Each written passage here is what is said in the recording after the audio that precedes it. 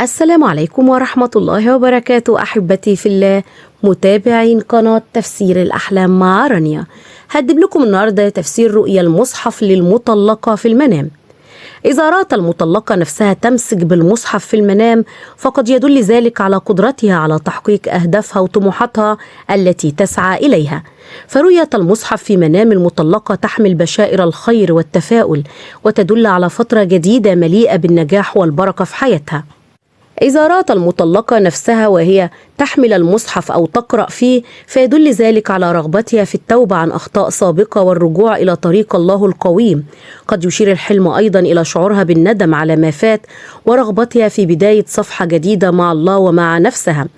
رؤية المصحف في المنام تبشر المطلقة بقرب انتهاء الأحزان والهموم التي مرت بها في حياتها، وقد يدل الحلم على أن الله تعالى سيفرج عنها كربها ويعوضها خيرا عما فات.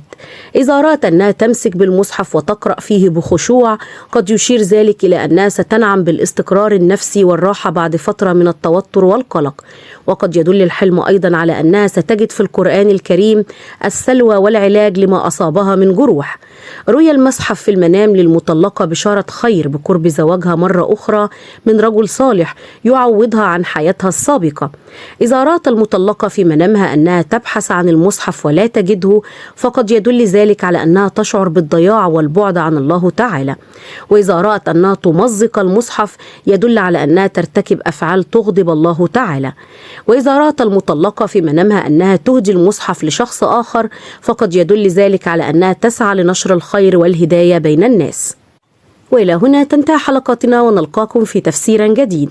فلا تنسوا دعمنا دائما بالإعجاب بالفيديو والاشتراك في القناة وتفعيل الجرس ليصلكم دائما كل ما هو جديد لنا. إلى اللقاء، والسلام عليكم ورحمة الله وبركاته.